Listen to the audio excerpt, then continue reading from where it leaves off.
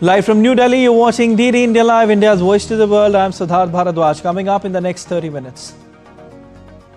Nepal on edge as 14 dead after Gen Z's protests over social media ban turns violent. Army deployed and curfew clamped in Kathmandu.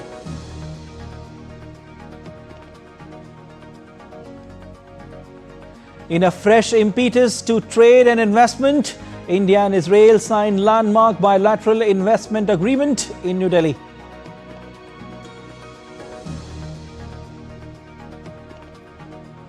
Israel has accepted Trump's Gaza ceasefire proposal, says Israeli Foreign Minister Gideon Saar, even as Trump issues last warning to Hamas.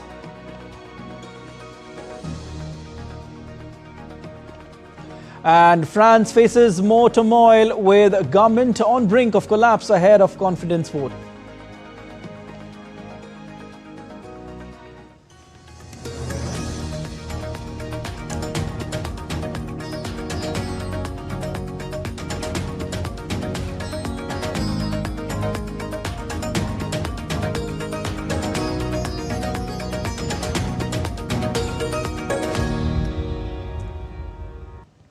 Nepal is on edge as 14 people have died and others have been injured after police fired bullets when the demonstration of Gen Z turned violent in Baneshwar of Kathmandu on Monday. The demonstrations turned violent after protesters stormed the federal parliament premises and clashed with police. Curfew has been imposed in Kathmandu's Baneshwar area. Prime Minister KP Sharma Oli has called an emergency meeting of Council of Ministers and the National Security Council later in the evening. The social media ban came into effect on September 4, targeting platforms that had not registered with the Nepalese government despite multiple warnings. This includes major sites like Facebook, Instagram, WhatsApp, X and YouTube as well. The protesters are demanding an end to the social media ban, which they see as a digitally repressive move that curtails free speech and expression.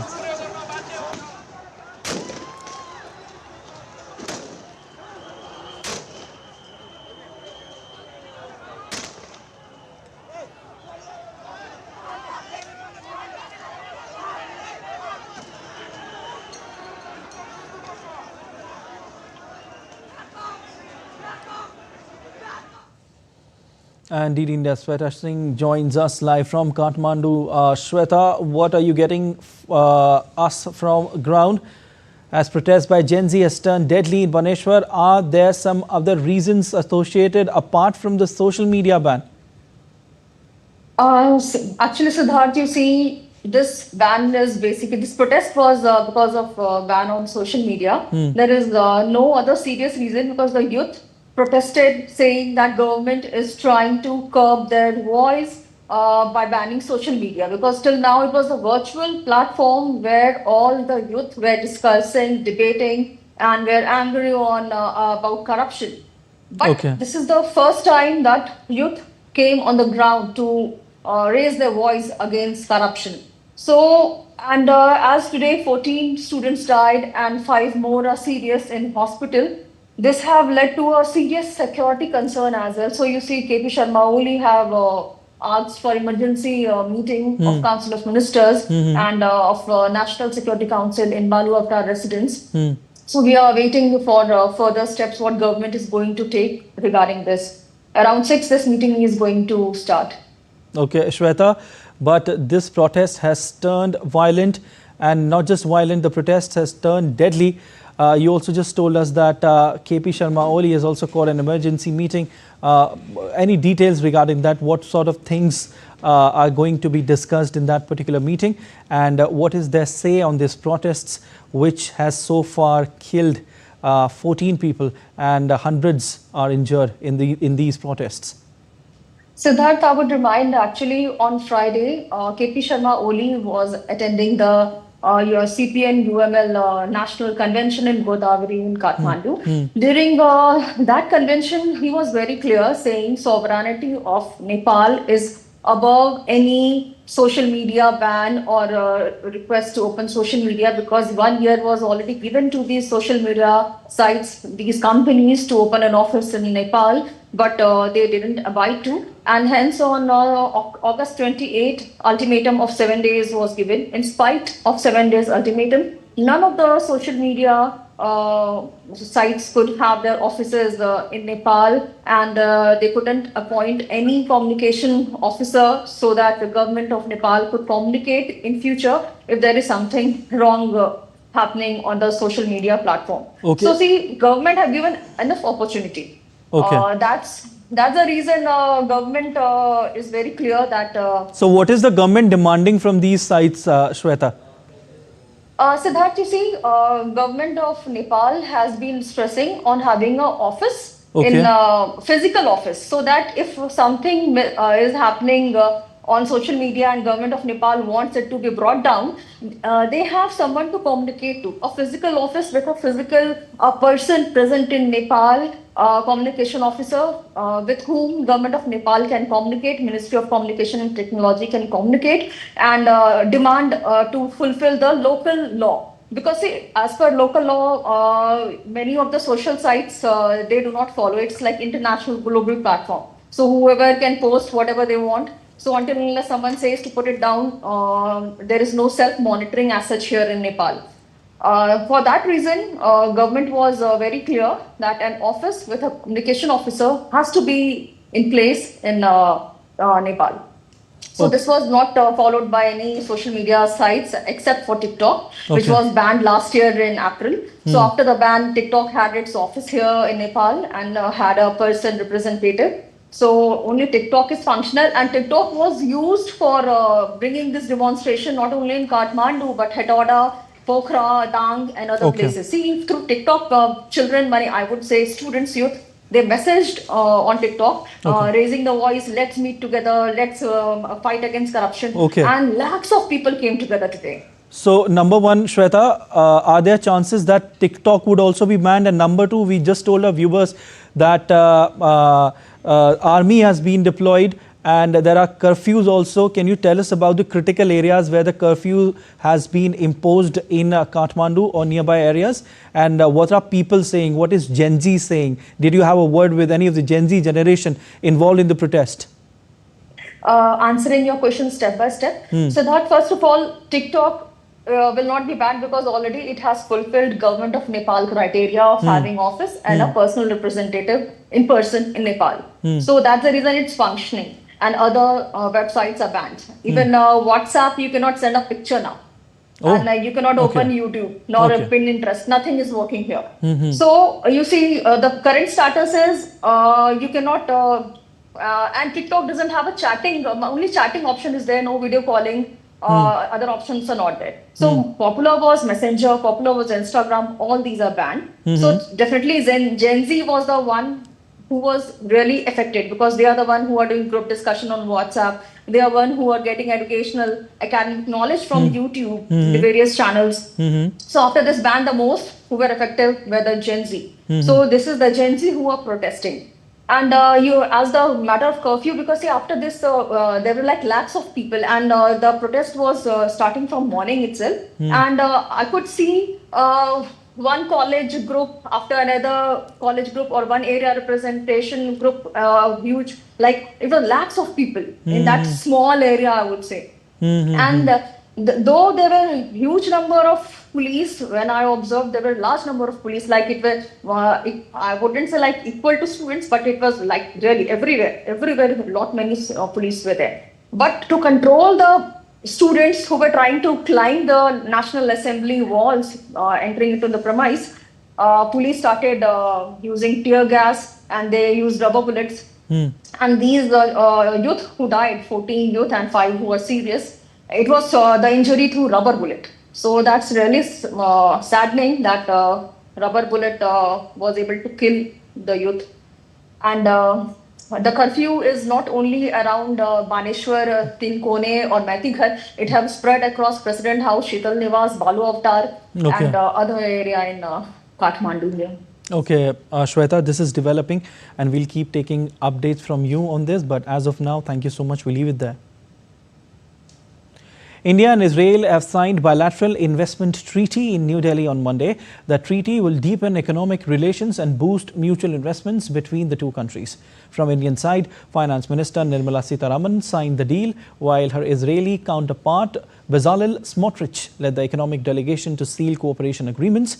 During his 3-day visit, Smotrich is also expected to meet with senior government officials alongside business representatives and representatives of the Jewish community in the country.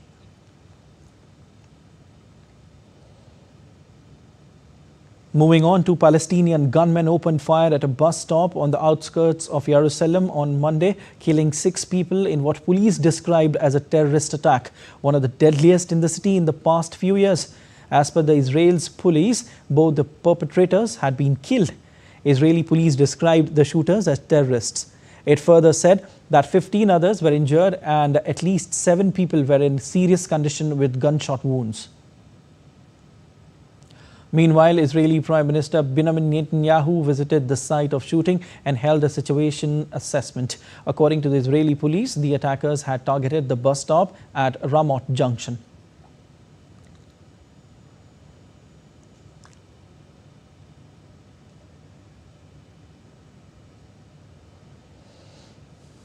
Trump said it clearly yesterday. Israel said yes to his proposal.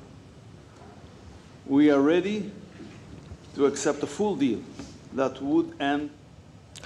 Israeli Foreign Minister confirmed that Israel has accepted US President Donald Trump's Gaza ceasefire proposal, though he reiterated that all 48 hostages must return back to their home and Hamas must lay down arms.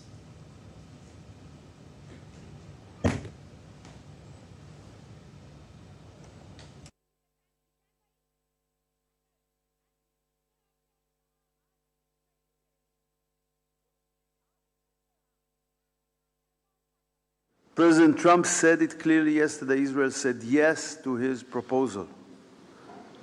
We are ready to accept a full deal that would end the war based on the cabinet decision.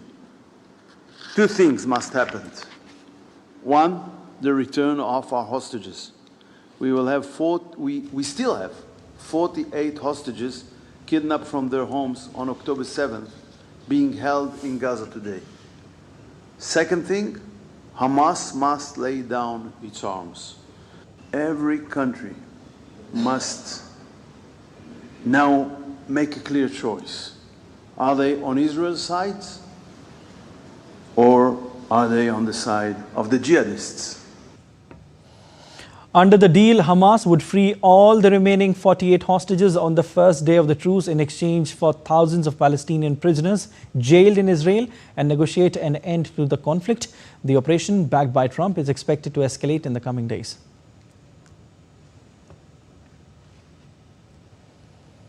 Earlier, US President Donald Trump issued a last warning to Hamas to accept a deal to release hostages from Gaza. In a social media post, Trump warned Hamas to accept the Gaza truce and hostage deal or face consequences. The post came after Trump's envoy to the Middle East, Steve Witkoff, sent a new proposal to Hamas through an Israeli peace activist last week. While traveling back to Washington from New York, Trump hoped for a deal on Gaza very soon. No, but you'll be hearing about it pretty soon. We're trying to get it ended, get the hostages back, get it ended. We got them all back, but 20.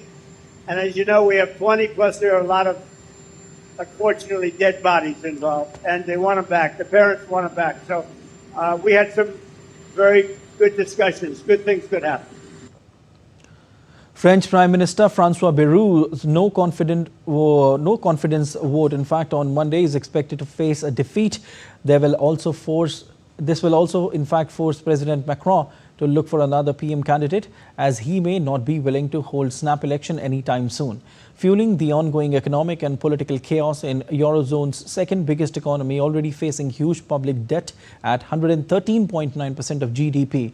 Reacting to the vote, Germany said that this will not impact the Eurozone stability as it depends on many states and all market participants. The result is to be declared by around 1700 GMT. The Kremlin said on Monday that no sanctions would ever force Russia to change course in the Ukraine conflict, hours after the United States and the European Union indicated they were considering additional economic restrictions. The West has imposed tens of thousands of sanctions on Russia over its 3.5-year-old conflict in Ukraine and its 2014 annexation of Crimea in a bid to hobble Russia's $2.2 trillion economy and undermine support for President Vladimir Putin. US President Donald Trump said on Sunday he was ready to move to a second phase of sanctioning Russia, the closest he has come to suggesting he will tighten sanctions against Moscow or those who buy its oil. EU Council President Antonio Costa said new European Union sanctions were being closely coordinated with the US. Meanwhile, European Union sanctions envoy David O'Sullivan is in Washington with a team of EU experts to discuss with their US counterparts possible further sanctions against Russia. Germany had high hopes to overcome its economic weakness this year, but recent numbers put a damper on that. Now, several economic research institutes have analyzed the outlook for the country. Lars Holter is with Deutsche Welle and joins me from Berlin. Hi, Lars. What can you tell us about the latest estimates, Lars? Thanks for having me. Well, I would like to say that there's light at the end of the tunnel, but unfortunately, while that is true, the tunnel is also quite a bit longer than the maps were showing, and the light at the end is a little dimmer than we were hoping for. Now, here's the data. Even though Germany's economy shrunk a bit in the second quarter, analysts are not expecting another recession, so they're not too worried about another negative number. That's certainly a relief. However, they're expecting economic growth of only 0.1% at the EFW Institute and 0.2% over at the Leibniz Institute. So both expert groups individually reached the conclusion that any growth we'll be seeing this year will be very, very modest, especially compared to the much more optimistic estimate of growth of 0.3% just a few months ago. What happened since then?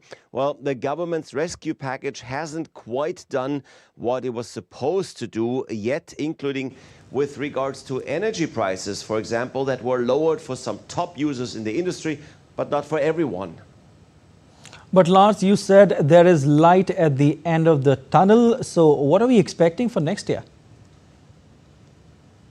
Yes, for 2026 and 27, both institutes are foreseeing much stronger growth for the German economy. The two groups are putting their estimates at 1.3 and 1.2%, or at 1.1 and 1.4 respectively. So that's not fireworks and stuff, but it's something after years of recession and stagnation. The experts are also saying that the unemployment rate might drop again. The reason why they're not expecting bigger growth, by the way, the same problems we've been discussing now for a while. Weakness in the industrial sector, including tariffs of 15% for the United States, which was, of course, or still is one of Germany's most important export markets. One problem here too, some German companies have already now started scaling down capacities, and if the global market environment doesn't improve quickly, more capacities might be cut, and that could limit growth later and in the long run as well. All right, Lars, thank you so much. We leave it there, and still to come on this. All right, and still to come on this edition of DD in Live. Japanese lawmakers launch leadership bids after Prime Minister Shigeru Ishiba resigns.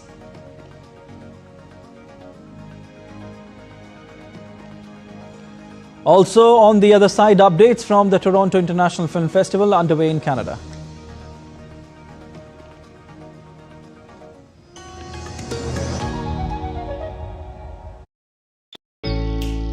Jharkhand will mesmerize you with majestic nature, rich heritage and colorful culture. Hello.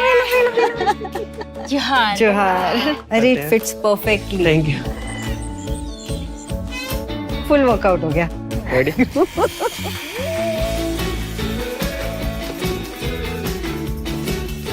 Postcards from Jharkhand on National Geographic.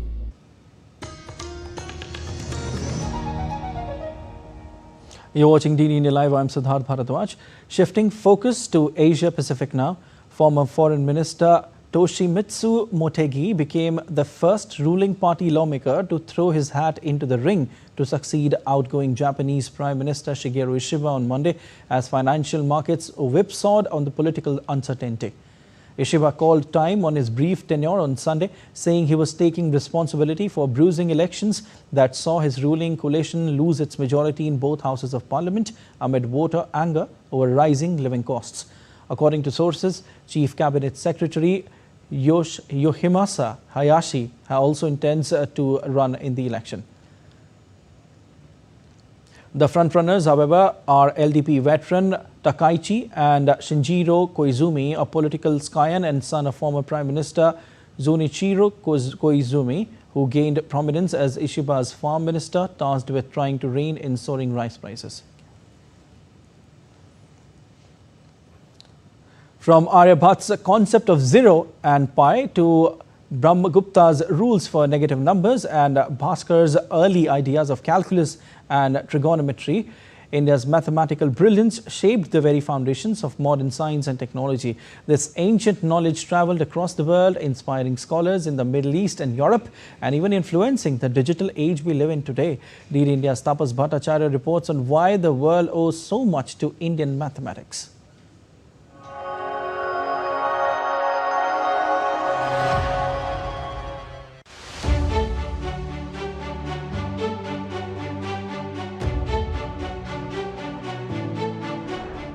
What the world owes to Indian mathematics?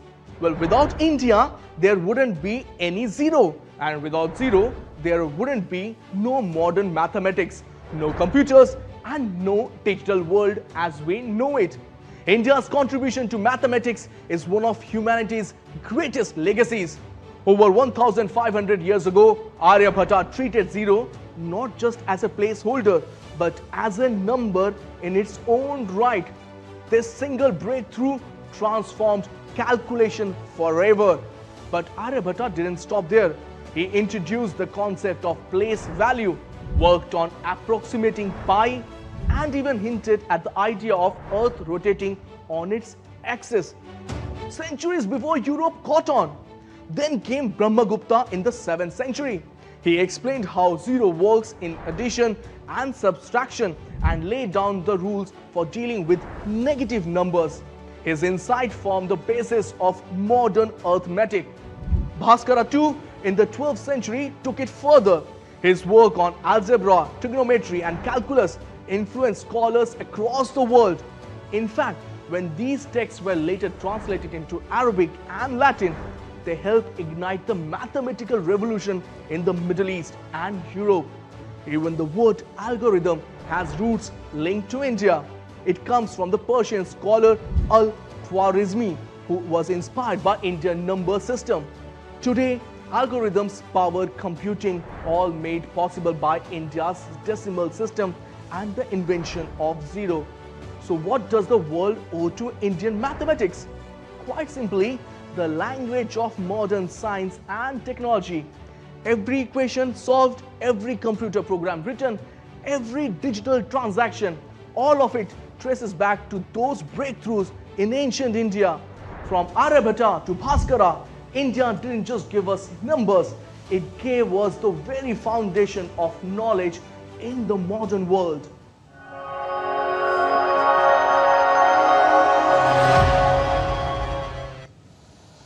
DD India's Munmun Bhattacharya caught up with Judy Gladstone, a Canadian national who has founded the Ageless International Film Festival.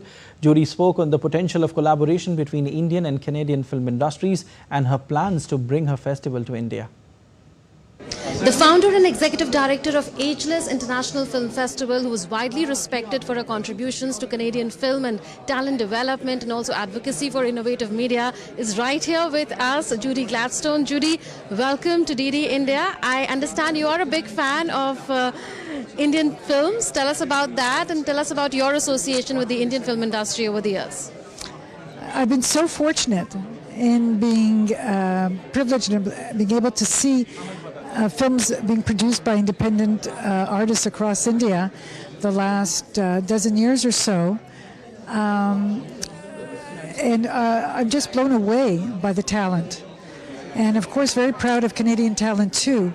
But I think if we can unlock that magic key to get the Canadians to bring in their Western sensibility perhaps a little bit to the extraordinary talent that exists in India, that truly doesn't need any help from anybody else. The talent is there. How can Waves Bazaar, you think, be taken forward here in Canada? Also, what about the budding or emerging women filmmakers from India who've come here? What kind of opportunities do such initiatives really offer for Canada and as far as Canadians in India are concerned who are looking forward to such opportunities? Something that the two countries have in common is the ability to produce great films on very low budgets. So to take that raw talent and not wait until one has a $10 million, $100 million budget. So I think that there is enormous synergies between the two countries. So in terms of landscape, both have incredible vistas to contribute to the filmmakers. Both countries have great talent. We have a much smaller population. Canada's done extraordinary projects with other countries around the world, and I have no doubt that now that the Indian government is focusing through FICCI Frames and the NFDC on creating collaborations and actually enacting the co-production treaty that was signed between Canada and India a number of years ago, that things will begin to happen, as we can see in this room today. Extraordinary talent is meeting with talent, and once you bring people face to face, then it's up to them. You know, the sparks are flying, but we feel it in the room. We look forward to welcoming you in India when you come there with your version of the festival. Thank you so much. I will let you know.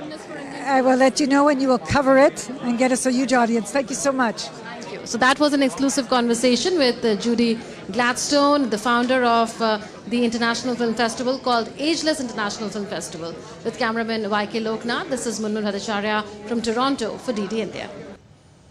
That's all for this edition of DD India Live, but let us know your thoughts on the news of the day. For those on the go, you can get all the latest news and updates from India and across the world on DD India mobile app.